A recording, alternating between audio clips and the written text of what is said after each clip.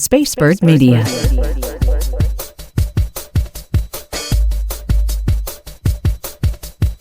Walking through the shadows, got my head held high. I believe in the power that lifts you to the sky. With every step I'm taking, feel the fire at night. Roxanne and Ace, we're ready for the fight. With faith we'll soar, our spirits will break.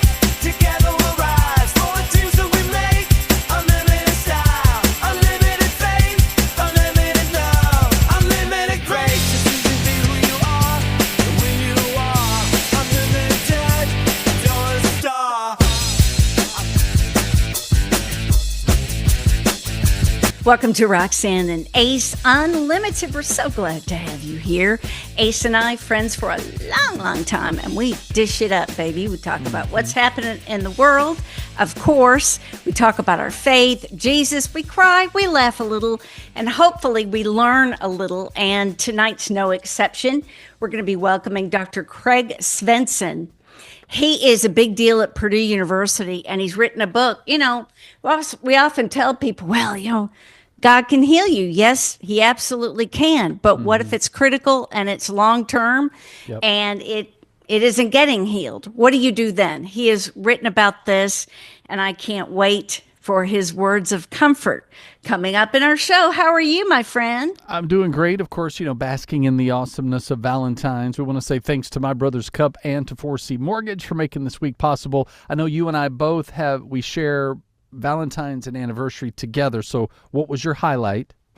We went out to dinner and had a long chat. We had a big week because we went to see two different plays, 6 on Broadway, which was phenomenal, followed by Donna Summer, the show called Summer About Her Life. So we kind of did anniversary for days on end, and it was super fun. How about you guys? We were kind of the same. I was in full game mode all weekend, so we ended up not being able to do any celebrating until Sunday. But because we just recently had purchased a hot water heater, you know, adulting, #adulting, we're like, that's our gift to each other. We get hot showers again.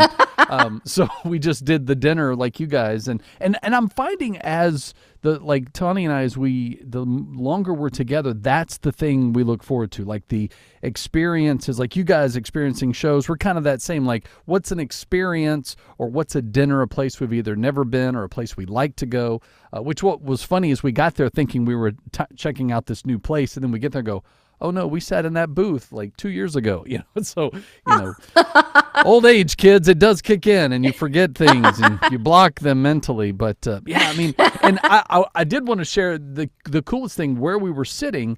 We could see directly across the street, and there was this cute little, like, you know, mom and pop bookstore, which doesn't really seem to exist much anymore. But they had rented the place, or somehow maybe it was family connected. They were doing a wedding ceremony on the stairs of this little bookstore. And so we were like the first part of, you know, the waiter kept coming back wanting us to tell our order, and we're like, oh, we're sorry, we were watching the wedding.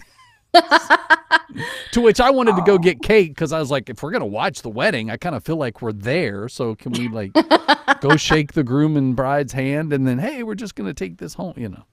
How sweet. She didn't let me back. Love it. But that's okay. But it was great. It was fun. It was a very romantic night, and it's always a good time when we get to connect. Well, you mentioned age somewhere in there. When SNL has its 50th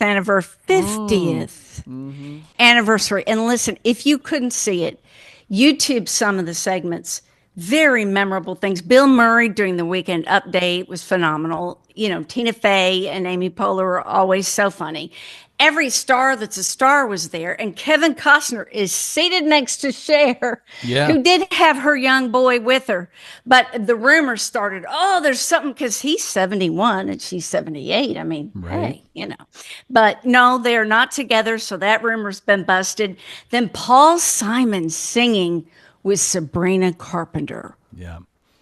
To which all the Sabrina Carpenter fans were going, who's Paul Simon? You know. But I love that. And of course, you know, no better way to close out the 50th than with Sir Paul McCartney doing the medley from Abbey Road, which as a Beatles fan, I was like, yes, this is how you should end it. This is perfect. Because for those who don't know, if you go back to the early days, like in the 80s when Chris Farley was still on the show, he used to do the Chris Farley show on there, and it was always the most awkward, awful interview ever, but it was so funny because he's with the biggest celebrities. And so that clip of him with Paul McCartney is still, I mean, it holds up. Like when they re-show it today, I'm like, it's still just as funny because you just identify. And also, I don't know about you, but you ever had that awkward interview? Like you have your questions and then either you ask a question and you realize it's dumb, or you ask it and then they just go, uh-huh. Like they're just not really good at interviews. And oh man, it is the worst. So I kind of identify with him a little bit in that sketch. Well, I interviewed a botanist once, and he was very, well, I won't say fond of himself, but he may have been fond of his knowledge of botany, and did not find me as prepared as I should have been. And it was awkward, and I was so glad when it was over. Talk about awkward. I don't know if you've seen the film of the guy in the Strait of Magellan. He's kayaking. Yes, a whale swallowed his butt, swallowed him whole. And I thought, oh, this is AI. This is not real. That didn't happen. Spat his butt out. Like a Jonah the whale kind of situation. His dad shot the video, and I said, yeah. That's AI. Oh, no, it's quite real. And here's the thing. As he's being sucked into this whale, all he could think of was, this is slimy. Mm-hmm. Sure. Yeah, I mean, and that's the thing I always, when you, as a kid, you read or it's read to you, the story of Jonah in the belly of a whale. It wasn't a whale. It was literally a big, ugly fish. Like God used something that does not exist anymore that we know of and ate him up because he went in the wrong direction. So yeah, to see something like that. And I it's crazy to live in a day and age where we assume everything is either AI or Photoshopped. Like Right. you can, and even as someone who knows Photoshop, like something that's a bad Photoshop or it's been doctored, because there have been times people will show you things, you go, wow, that's Photoshop? Wow, great job, But now we're in the day and age where the lines are really, like the deep fakes with actors' faces and like, well, is that real? Like you never know. And it's so frustrating because like there are things that'll come up in my feed and I'm like, oh, that's a fake news. Like it just, it's so frustrating. Yeah, like Barron Trump, Donald Trump's son, singing. It's not real. But people are very convinced that he's singing away and it's not real. Shall we talk about the Bible for a moment? Guess what? How do you grow your faith? The number one way, they say, is to read the Bible. We get busy, we forget, we don't think about it. We have many, many ways digitally that we can do this. But many say just get that old-fashioned Bible. I love mine. Partly because it's worn out, but I have notes from sermons that matter to me, and I was smart enough to put the dates on them. So I'm like, oh, yeah, I remember this time. I remember who was speaking, and it just means a lot.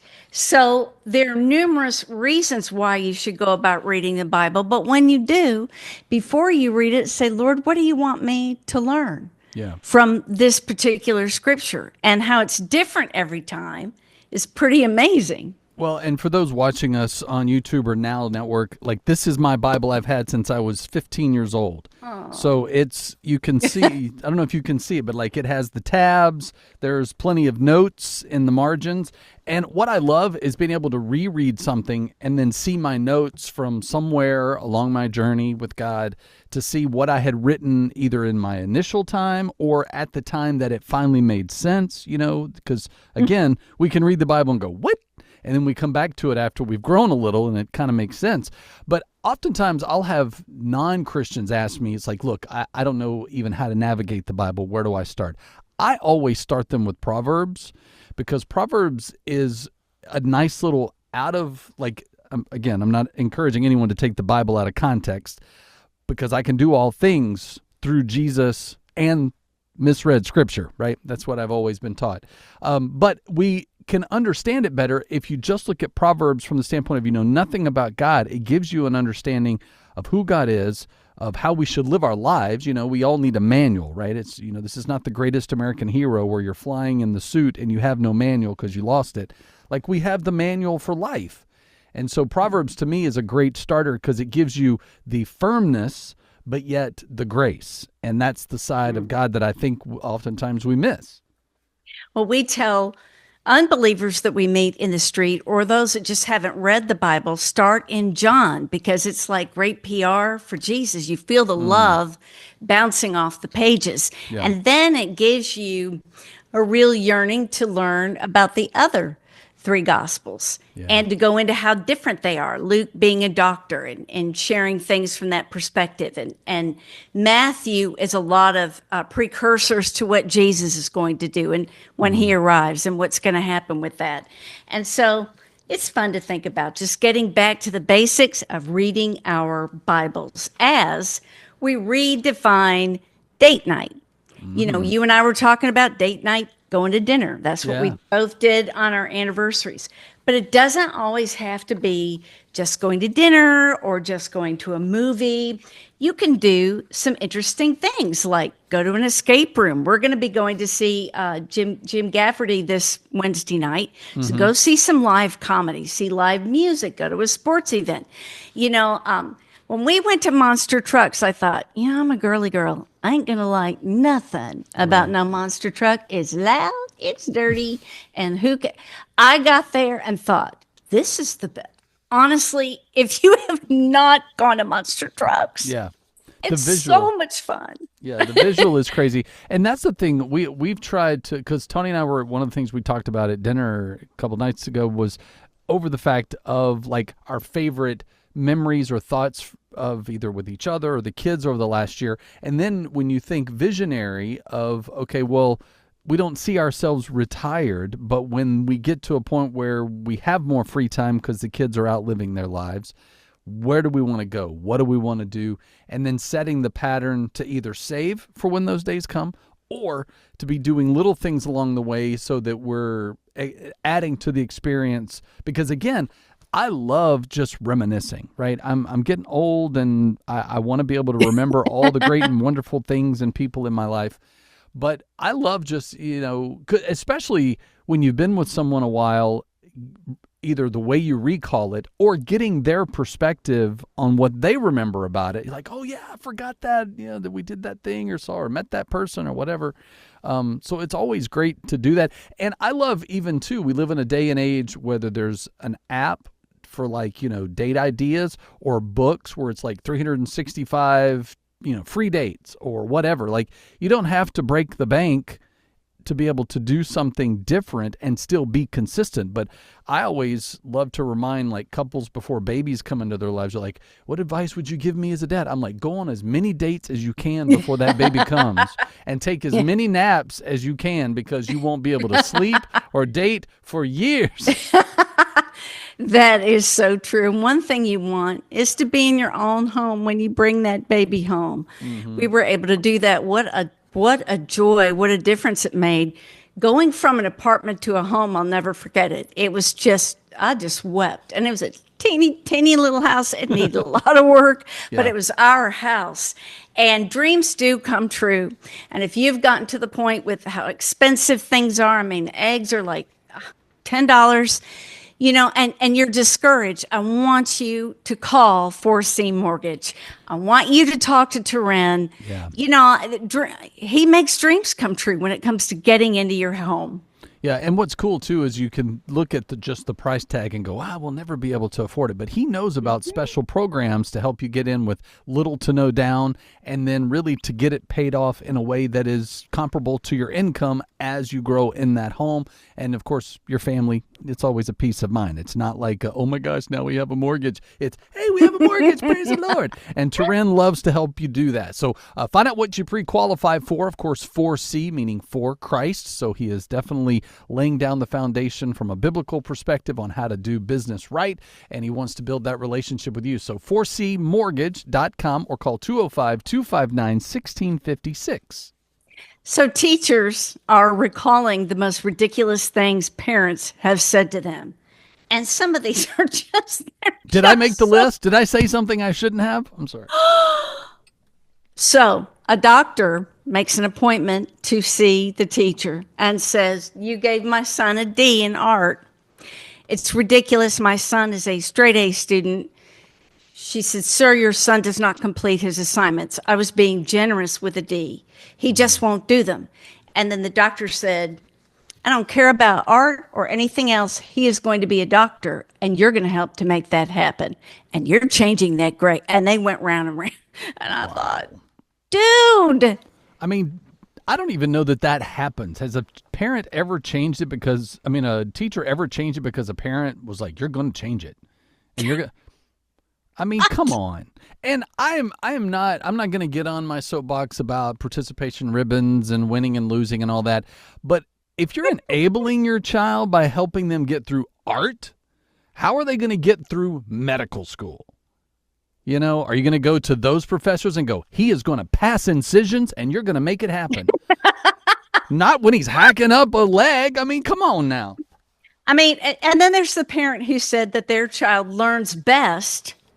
Listen to this. When they have full access to their teacher 24/7. No.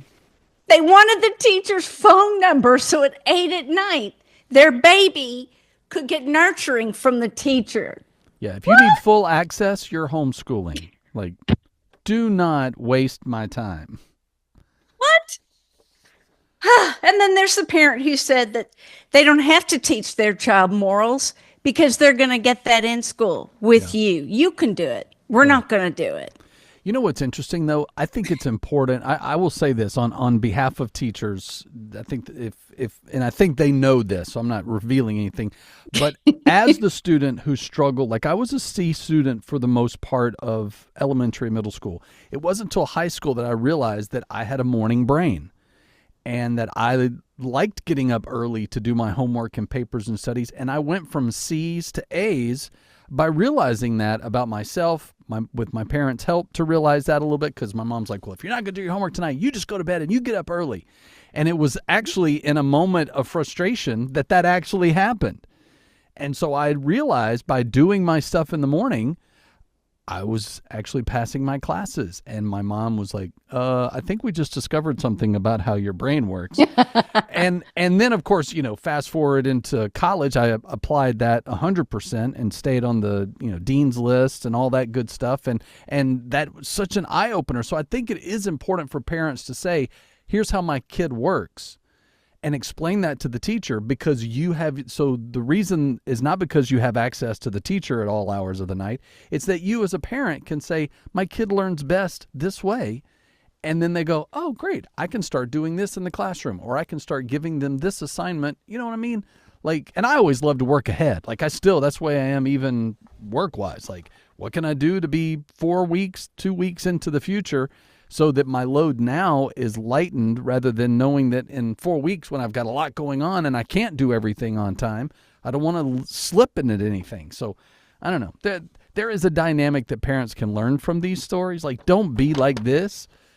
Be the parent that's invested. I'm just saying. If I ever got in trouble at school, it would be far worse at home. Absolutely. My parents were always on the teacher's side and always supportive, and any lip from me wasn't going to happen. So, but sure. Times have changed a little bit. Let's talk about Luke 13:30, shall we? Some who seem least important now will be the greatest then, and some who are the greatest now will be the least important. There are those people who feel downtrodden, forgotten, left behind, yet they're still being faithful to God and putting one foot in front of the other and making things happen for our King. He knows.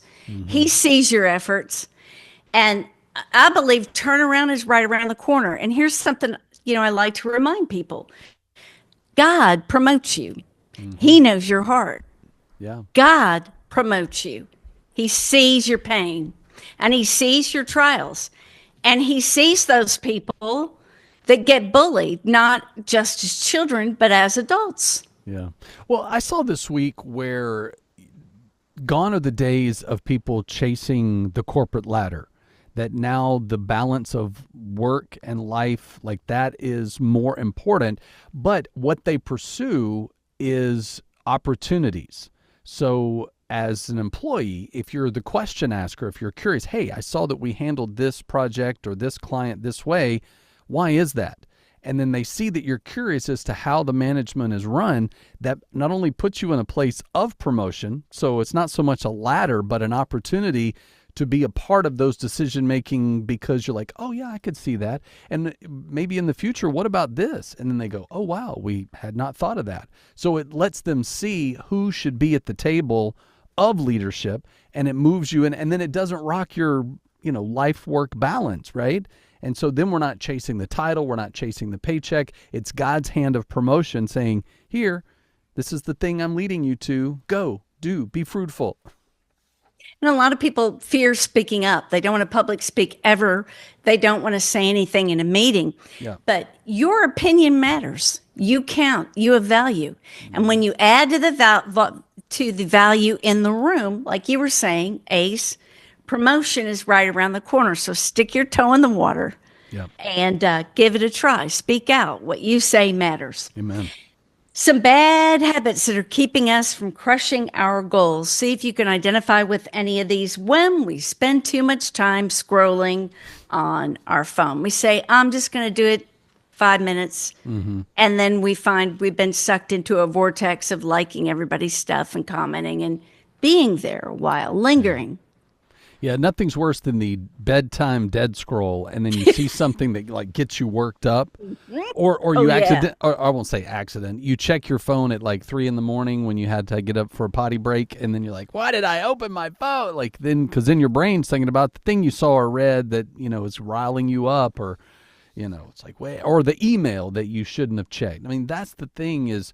Where it is, and I'm trying to be better about it, because I realize that when I'm off of it, like my eyes are rested, my mind is rested. I'm not missing anything, and anything that I need to see is on there forever. So eventually it'll scroll back to my awareness.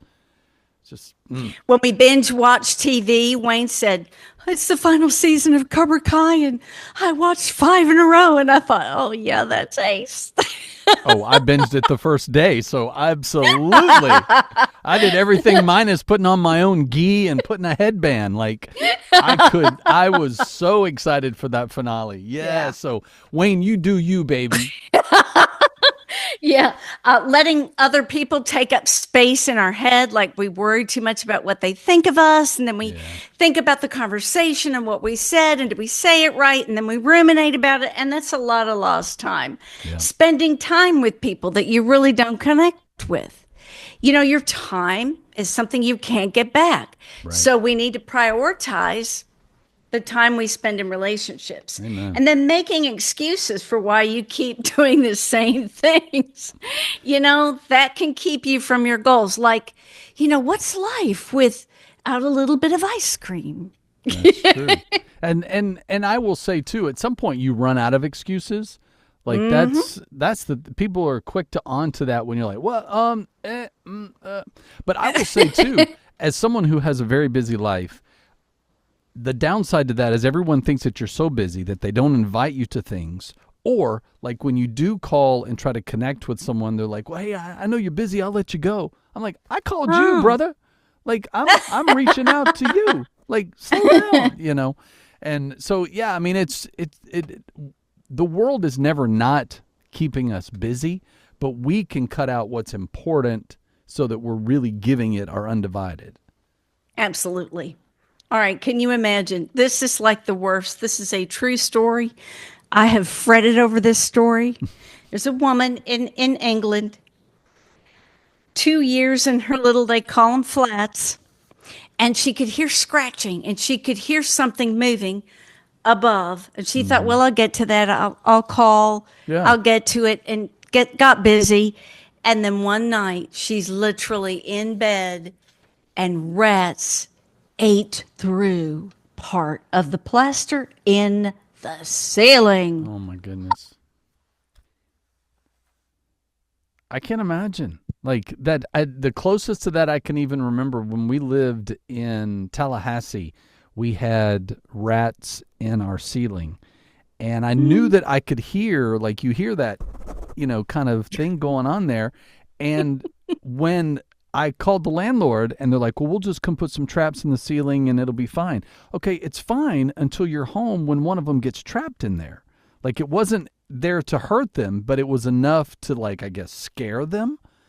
And so we're sitting there watching TV with the girls. They're little toddlers, and we're watching Blue's Clues or who knows what. And we hear snap. Oh! And I'm like, and they're like, Daddy, what was that? What was that? I go, I'm not sure, but go upstairs with Mommy for a minute. Like, you have to take that.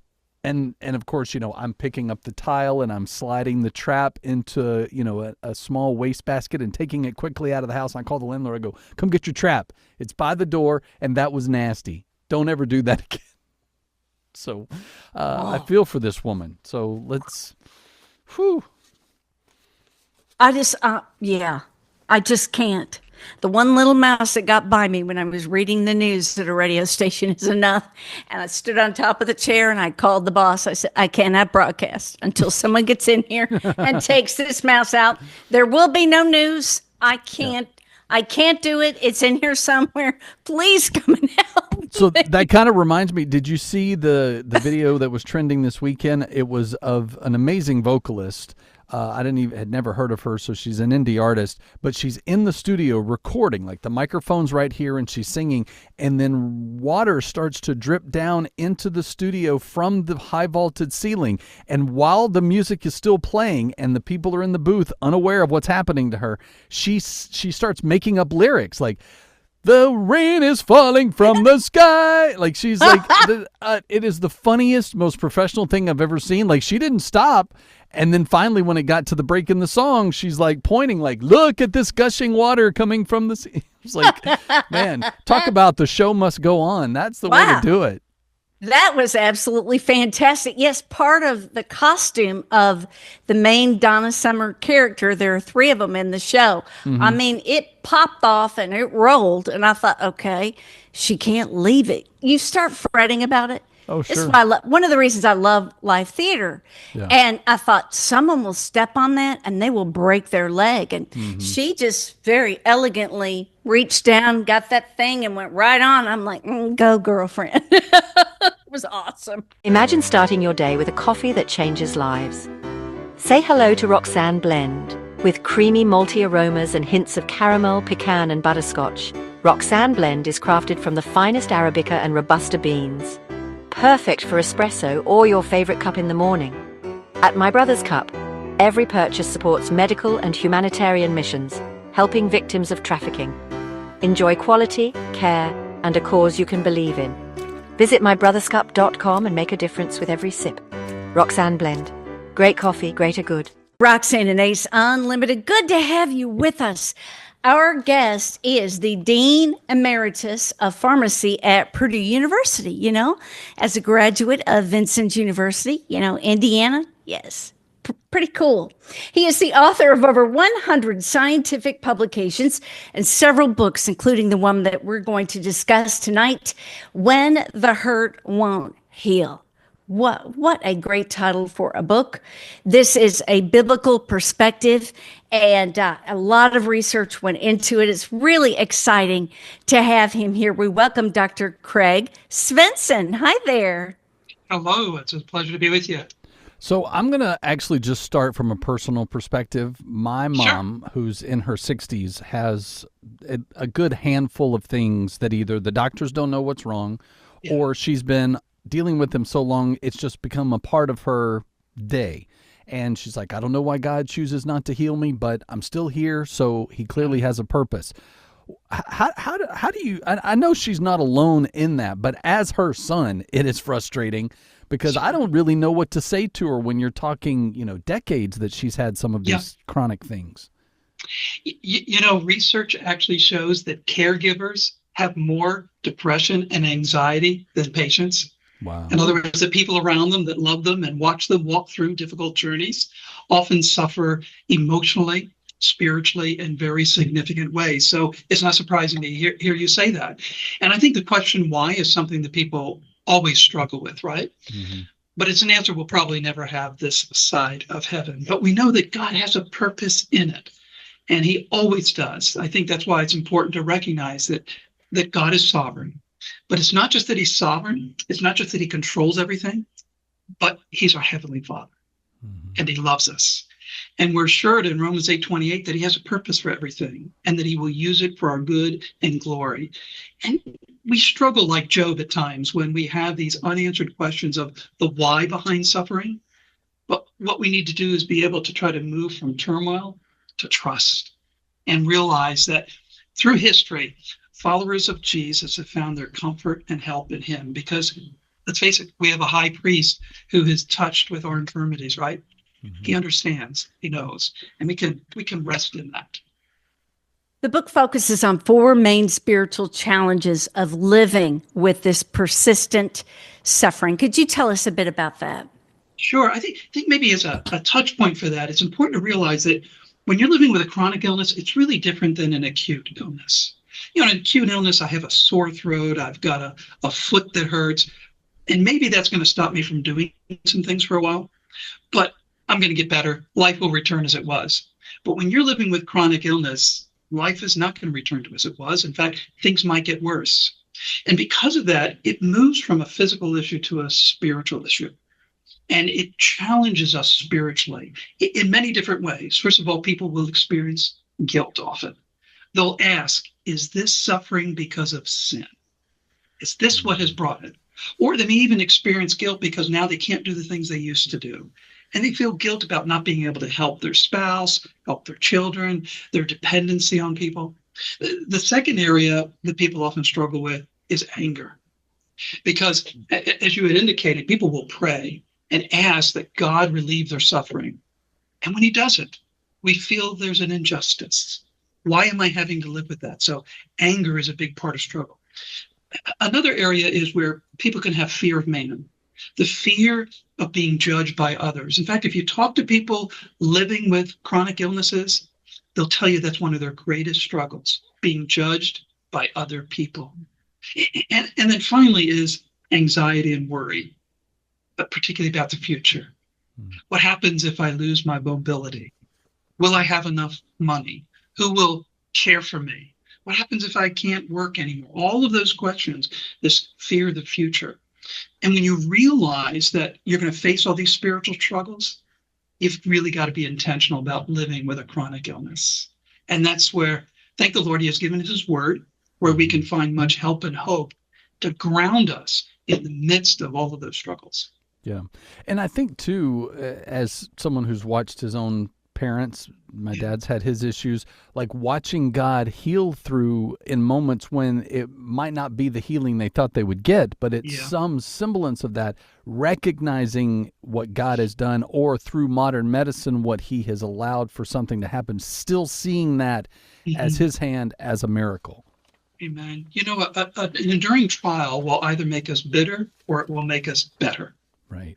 And which is the outcome depends on how we respond to it. Yeah. If we recognize, as you said, that God can use that trial to refine us and draw us closer to him, then it will make us better. It will mold us in the image of Jesus. But if we respond with anger and a sense of injustice, then it will make us bitter, and that will spill over to every area of our life.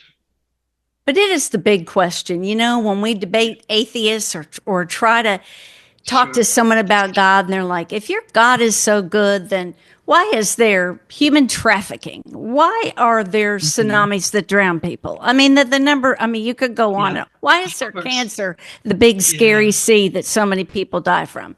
So how do we as Christians have the right answer for that? Yeah.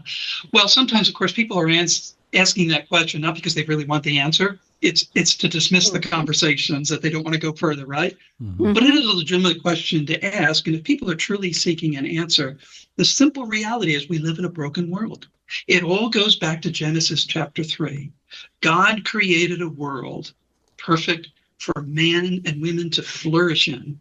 And it was the sin that Adam and Eve chose to do that brought brokenness into this world.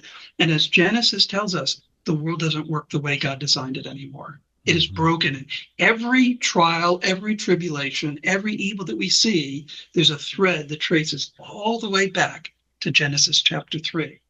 That is why we live with these struggles in the world, because we live in a fallen world. But the good news, of course, is that Jesus changes everything, right? Yeah. Jesus' death, burial, and resurrection has conquered sin. And there is coming a day when he has called all his people to himself, that he is going to bring a new heaven and a new earth. And all of that curse will be wiped away.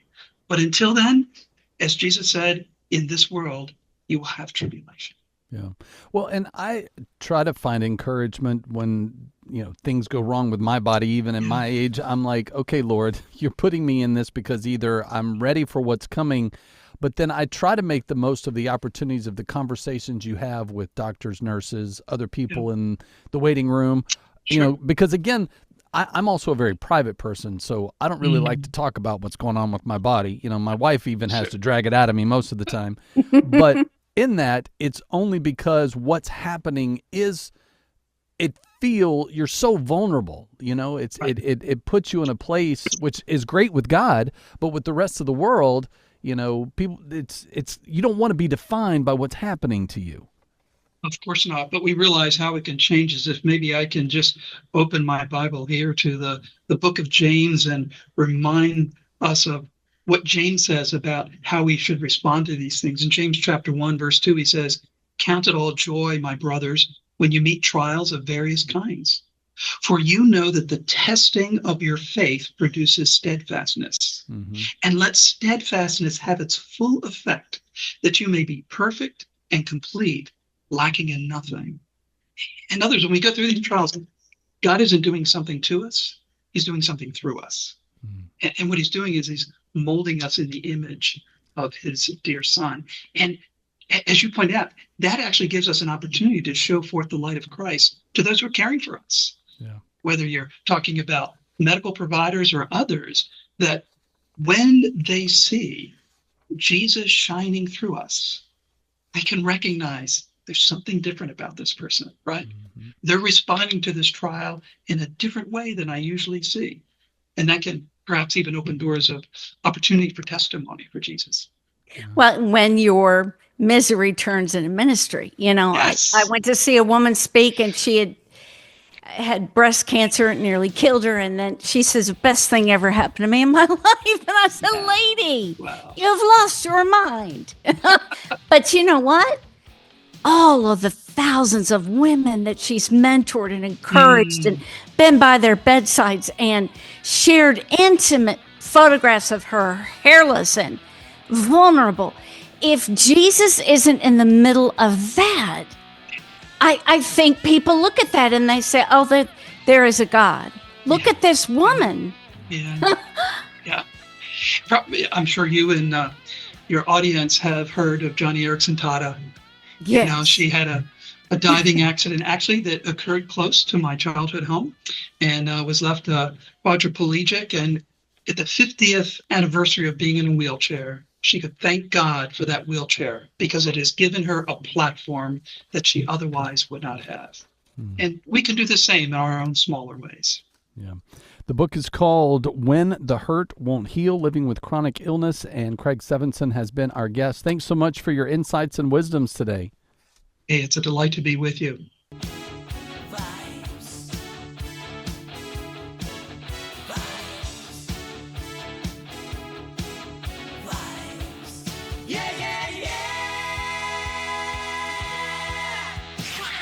All right, always great to catch up on each other's vibes of the week. So outside of your hairstyle, which looks amazing, by the way, what's your vibe this week? Apple cider vinegar, and then there's Scamanda. There seems to be a plethora of some documentaries based on true stories about people who have an illness. Yeah. And it's so weird. That's a part of this podcast, discussing having chronic illness when they never had the chronic illness and how they built businesses around it or promoted it and believed in their mind. One lady believes that she had it, but she never did. And it's fascinating and really good TV viewing. That's very cool. So mine is viewer related as well, but it's TikTok. For those of us that grew up with The Princess Bride, Mandy Patinkin, who, you kill my father, prepare to die. That's Mandy. He and his wife are on TikTok due to the help of his grandkids, because obviously that's their generation platform.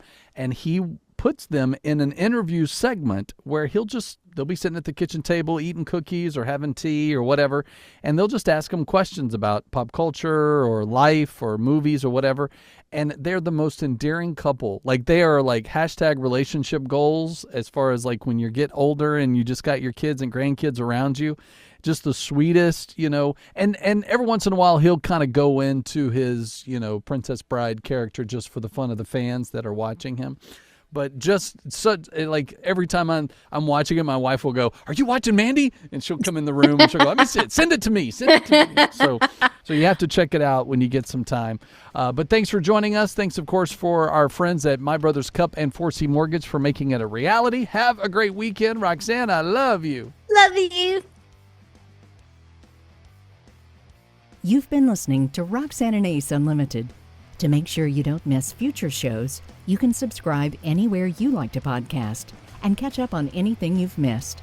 Find out more at RoxanneandAce.com. Roxanne and Ace Unlimited is a production of Spacebird Media.